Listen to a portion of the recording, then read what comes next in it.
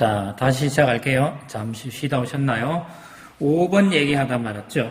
그림은 우리나라에 영향을 주는 기단을 나타낸 것이다. 이렇게 불렀고요. A는 시베리아 기단, B는 오츠크의 기단, C는 중국 기단, D는 북태평양 기단 이렇게 부릅니다.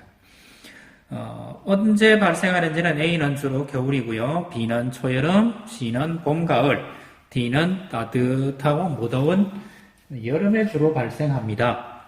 A는 봄, 가을에 영향을 준다. 아니라 그랬죠. B는 건조한 성질이 있다. 아니라 그랬죠. C는 고온 다습한 성질을 띈다. 요거는 맞습니다. 겨울철에는 C의 영향으로 한랭 건조한 날씨가 본다. 겨울철에 C가 오면 우리나라는 굉장히 따뜻합니다. D의 영향으로 폭염과 열대야가 나타난다. 요거도 맞고요. 틀린 게 몇 번입니까? 요거 틀렸네요. 제가 잘못 봤네요. 5번이 정답이 되겠죠. 자, 그 다음에 6번. 가는 북쪽이 고기압, 남쪽이 저기압. 그래서 남북고 남적. 이거는 주로 언제입니까? 겨울입니다. 반대로 우리나라 남쪽이 고기압, 북쪽이 저기압. 그래서 북적, 남고. 이거는 주로 언제요? 여름에 이렇게 나타나죠. 가는 겨울, 나는 여름철이다. 맞고요. 가 계절엔 북서 계절풍이 분다. 맞고요. 나 계절의 이동성 고기압과 저기압 영향으로 날씨 변화가 심하다. 그건 아니고요. 기역과 니은이 맞으니까 답이 3번. 그 다음 몇 번입니까? 7번 문제죠. 그림은 어느 날 하루 동안의 기온과 이슬점의 변화를 나타낸 것이다. 기온이 아침에 비하면 굉장히 많이 올라갔어요. 아침에는 한 5도 정도 됐다가 낮에는 한 20도 넘어가는데 이럴 때는 봄이나 가을에 이런 현상이 잘 생기죠. 이걸 가지고 습도가 제일 낮을 때는 언제입니까? 요때로 치면 12시하고 16시 사이니까 뭐 한 14시 정도가 되겠네요. 오후 2시 정도가 가장 낮습니다. 이날 지표 부분에 안개가 생산된다는 얘기는 요때 근처니까 4시, 8시 사이니까 아침 6시 근처에 됩니다. 이 이야기는 뭡니까? 기온이 뭐에 도달했어요? 기온이 이슬점에 도달했죠. 기온이 이슬점에 도달하면 이슬이 만들어지고 공기 중에 이슬이 떠 있으면 그걸 뭐라 불러요? 안개라고 부르죠. 그 다음 7번. 그림은 기압의 작용을 나타내는 것이다. 물이 담긴 컵을 종이로 덮은 후 종이를 손으로 가볍게 누르고 컵을 뒤집는다. 그대로 남아있다. 이 까닭은 무엇입니까? 물이 쏟아지질 않고 물이 쏟아지질 않죠. 물이 쏟아지지 않죠. 이유는 무엇 때문에 그래요? 기압 때문에 그렇습니다. 즉 기압은 어디에 작용한다고요? 표면에 어느 방향으로? 수직으로 작용합니다. 즉 위로 내리는 힘은 중력이 있겠지만 밑에서 미는 뭐가 있어요? 기압이 있죠. 그래서 중력에 반대되는 기압 때문에 물이 쏟아지지를 않습니다. 다음 볼게요.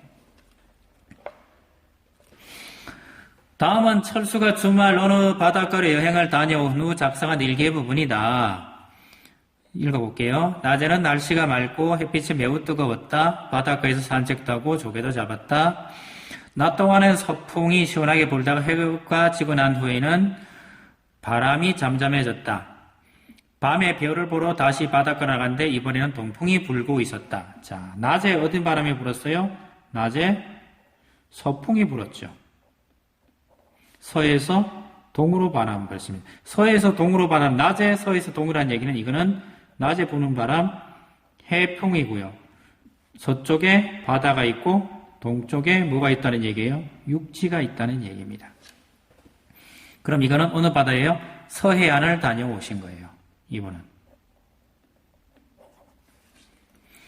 낮에 서풍이 분 까닭을 바다와 육지. 낮에는 누가 빨리 데워져요? 육지가 가열되겠죠.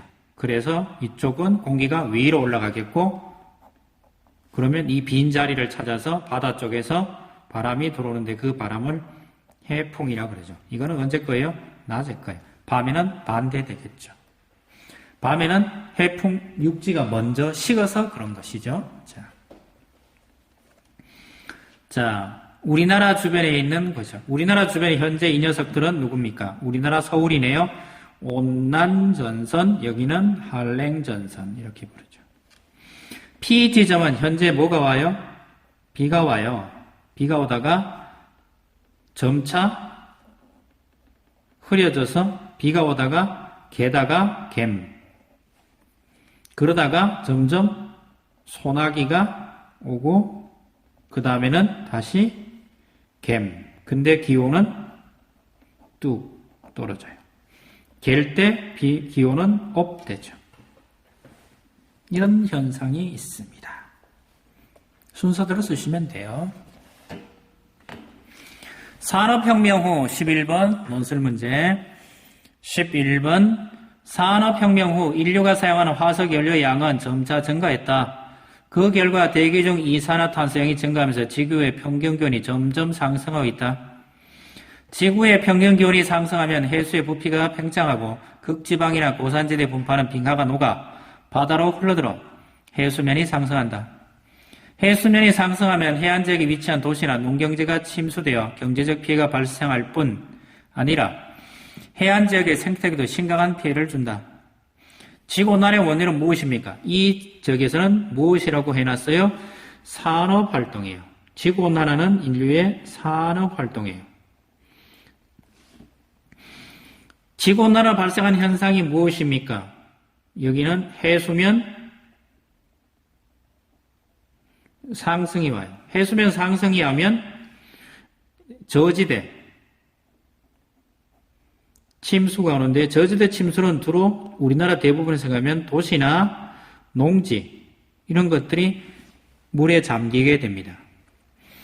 온난화를 막기 위한 방법을 생각해보고 우리가 일상생활 속에서 실천할 수 있는 방법을 찾아서 온난화를 막으려면 이 녀석 양을 줄여야 됩니다. 이산화탄소 양을 줄여야 됩니다. 그리고 과도한 산업활동 중에 농경이죠. 농경에서 발생한 얘기는 메테인 하는 이런 녀석들인데 이런 녀석들을 줄여야 됩니다. 그래서 이런 것들은 어디에서 줄이는데 의미가 있습니까? 자원 재활용의 의미가 있습니다. 화석연료를 자꾸 커내는 게 아니고 화석연료를 덜 쓰는 쪽으로 가야 됩니다. 보통 우리가 쓰고 있는 이런 플라스틱 종이는 한 번 쓰고 버리는 게 아니고 두 번, 세 번 자꾸 써야 됩니다. 제가 들고 있는 이 펜도 어디에서 만들어지는 거예요? 화학 공장에서 만들어집니다. 즉 석유가 기본 원료입니다. 즉 이 석유를 덜 뽑아내고 지하에서 덜 채굴하려면 이 녀석들을 재활용하는 방법을 키워야 됩니다. 그래서 자원 재활용 밖에는 없고요. 그 다음에 석탄, 석유 같은 그걸 화석연료라고 그러죠. 석유나 석탄 같은 것들을 줄여야 됩니다. 줄이려면 어떻게 됩니까? 재생에너지 중에 풍력이나 태양열이나 등 이런 걸 가지고 그린 에너지라고 부르죠, 보통. 그래서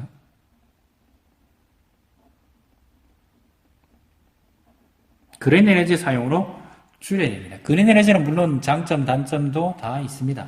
하지만 큰 방향은 자원은 재활용해야 되고요. 채굴을 덜 해야 되고요. 석탄, 석유의 사용량도 줄여야 됩니다.